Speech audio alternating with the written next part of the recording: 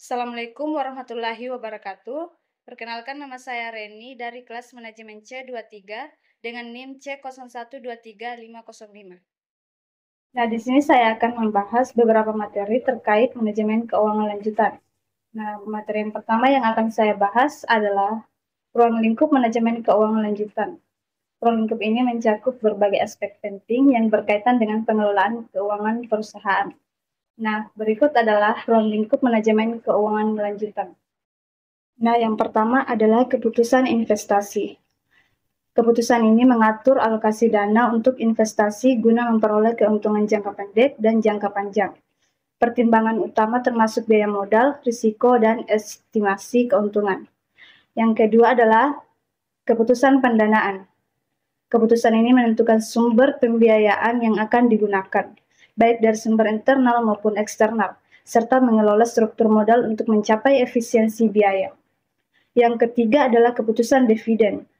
Keputusan ini menentukan proporsi dividen dan yang akan dibagikan kepada pemegang saham dibandingkan dengan laba ditahan. Keputusan ini harus seimbang agar tidak merugikan perusahaan. Yang keempat adalah keputusan modal kerja. Keputusan ini mengelola aset dan liabilitas jangka pendek untuk memastikan likuiditas perusahaan. Ini termasuk pengelolaan kas, piutang, dan persediaan. Yang kelima adalah perencanaan keuangan. Merencanakan kebutuhan dana untuk operasional dan investasi di masa depan, termasuk penganggaran dan proyeksi arus kas. Yang keenam adalah manajemen risiko. Mengidentifikasi dan mengelola risiko yang berpotensi mempengaruhi kesehatan finansial perusahaan, termasuk risiko pasar dan likuiditas. Dan yang terakhir adalah analisis dan evaluasi investasi. Melakukan analisis untuk menentukan kelayakan investasi yang akan dilakukan secara mengevaluasi hasil investasi secara berkala.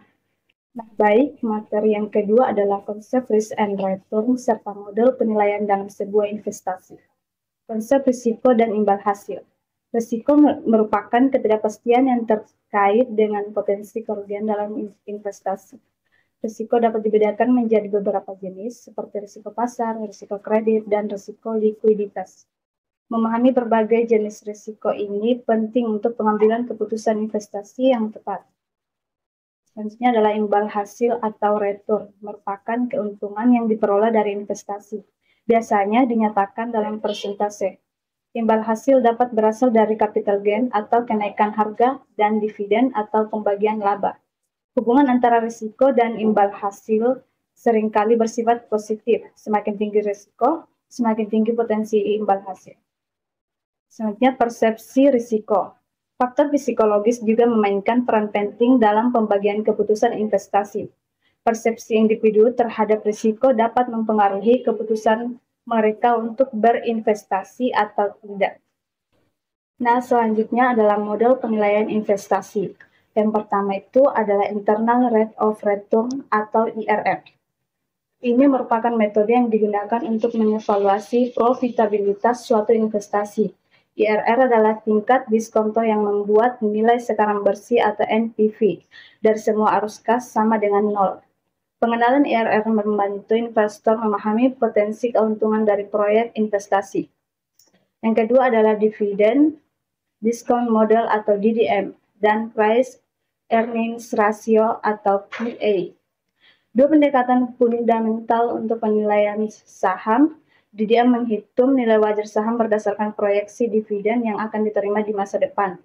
Sedangkan PE membantu harga saham dengan laba per saham untuk menentukan apakah saham tersebut undervalued atau overvalued.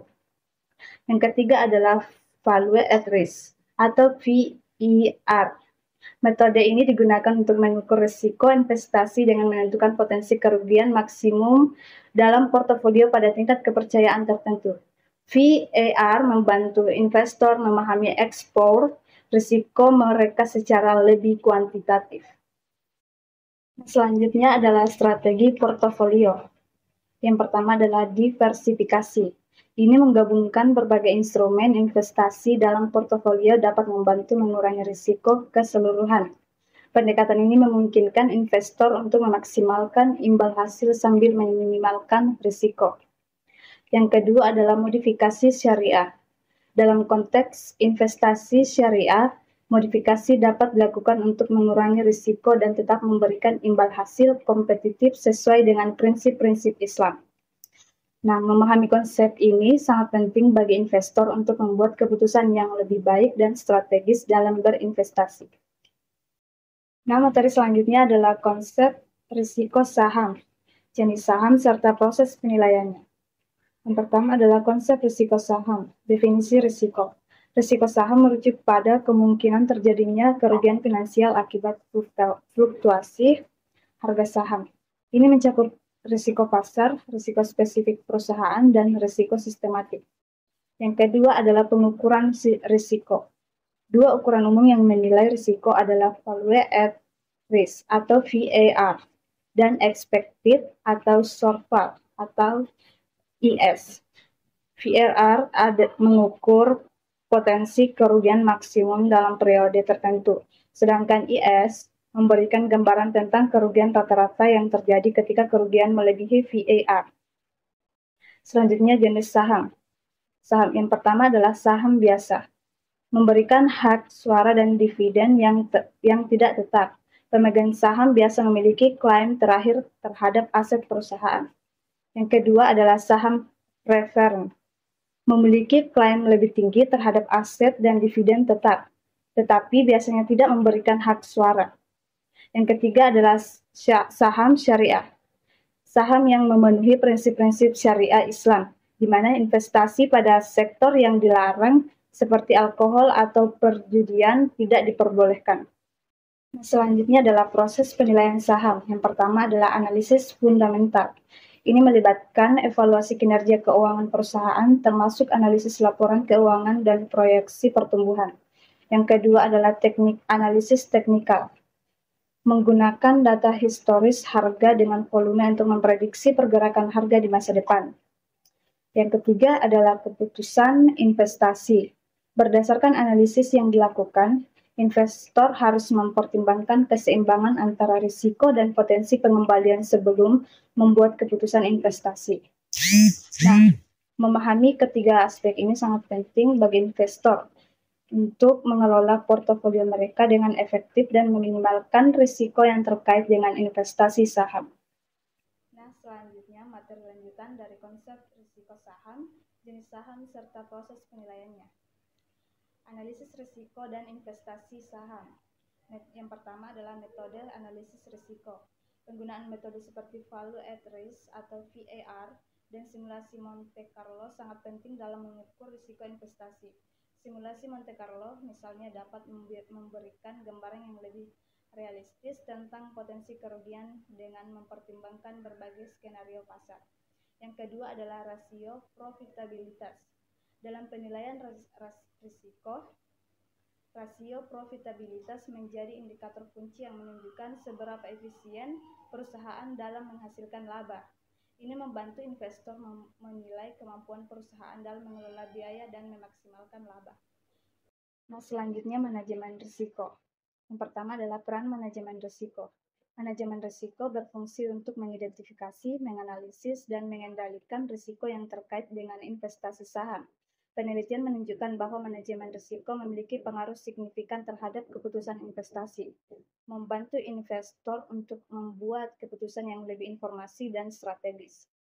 Framework manajemen risiko. Penerapan kerangka kerja menerapkan risiko seperti ISO 31000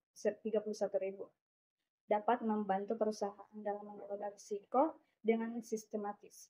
Ini mencakup identifikasi risiko, analisis, evaluasi, serta tindakan mitigasi yang tepat. Nah, selanjutnya proses penilaian saham lanjutan. Yang pertama adalah analisis fundamental lanjutan. Selain analisis laporan keuangan, analisis fundamental juga mencakup penilaian terhadap faktor eksternal seperti kondisi ekonomi makro dan industri. Ini membantu investor memahami posisi kompetitif perusahaan di pasar. Yang kedua adalah analisis teknikal lanjutan.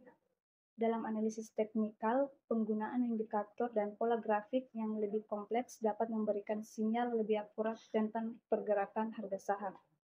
Nah, dengan memahami aspek-aspek ini secara mendalam, investor dapat lebih baik dalam mengelola portofolio mereka dan meminimalkan risiko yang mungkin terjadi dalam investasi saham. Jenis-jenis obligasi serta proses penilaiannya. Konsep risiko obligasi. Yang pertama adalah risiko suku bunga. Ini adalah risiko yang terkait dengan fluktuasi suku bunga pasar yang dapat mempengaruhi nilai obligasi. Ketika suku bunga naik, harga obligasi cenderung turun dan sebaliknya. Yang kedua adalah risiko likuiditas, mengacu pada kemampuan untuk menjual obligasi di pasar tanpa mempengaruhi harga secara signifikan. Obligasi dengan likuiditas rendah dapat lebih sulit dijual. Yang ketiga adalah value at risk atau VAR.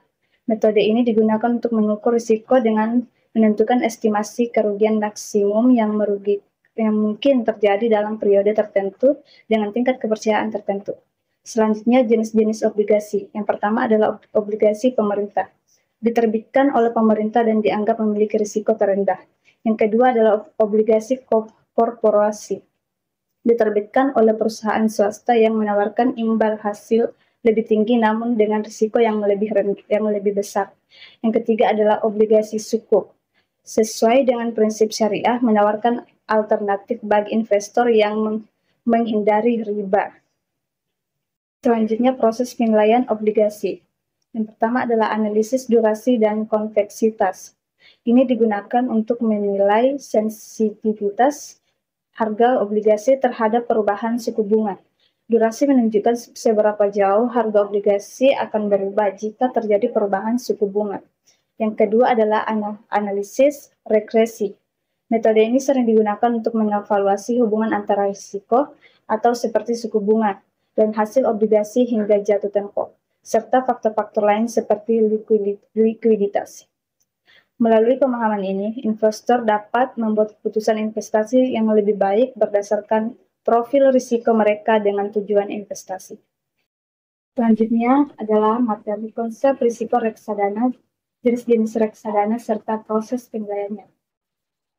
Pengertian risiko. Risiko investasi pada reksadana adalah kemungkinan terjadinya kerugian akibat fluktuasi nilai investasi. Ini termasuk risiko pasar, risiko likuiditas, dan risiko kredit. Yang kedua adalah pengukuran risiko.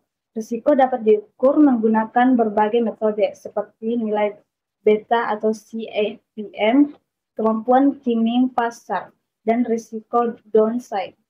Penelitian menunjukkan bahwa risiko reksadana syariah umumnya lebih rendah dibandingkan dengan reksadana konvensional. Selanjutnya, jenis-jenis reksadana. Yang pertama adalah reksadana saham. Investasi yang sebagian besar dialokasikan pada saham. Memiliki investasi yang imbal hasil yang tinggi, tetapi juga risiko yang lebih besar. Yang kedua adalah reksadana pendapatan tetap. Fokus pada obligasi dan surat utang menawarkan imbal hasil yang lebih stabil dengan risiko yang lebih rendah dibandingkan reksadana saham. Yang ketiga adalah reksadana campuran. Kombinasi antara saham dan obligasi memberikan keseimbangan antara risiko dan imbal hasil. Yang keempat adalah reksadana pasar uang. Investasi pada instrumen pasar uang jangka pendek dengan risiko yang sangat rendah dan likuiditas tinggi. Selanjutnya adalah proses penilaian reksadana. Yang pertama adalah analisis kinerja.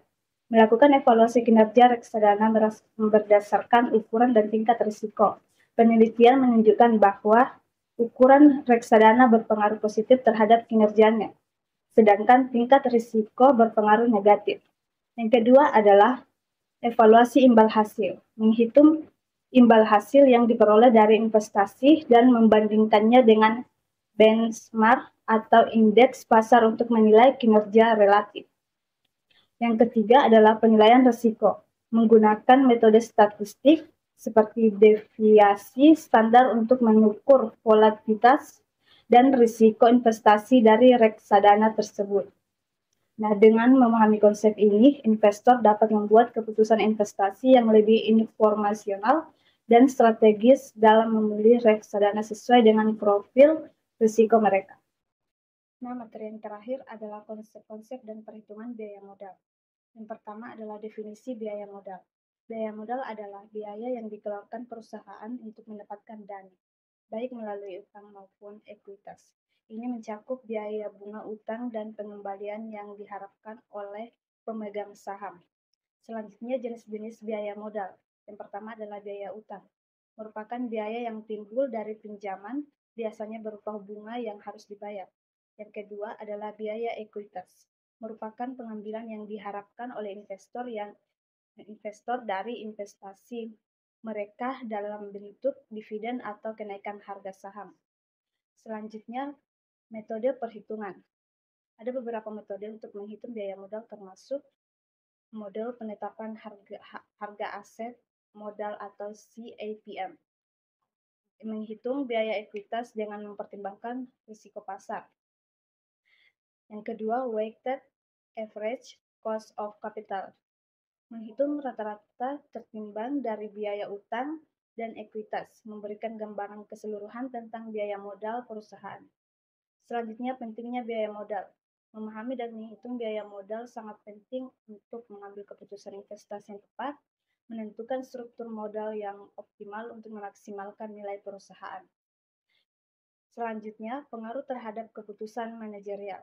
Keputusan terkait investasi, pendanaan, dan dividen sangat dipengaruhi oleh biaya modal.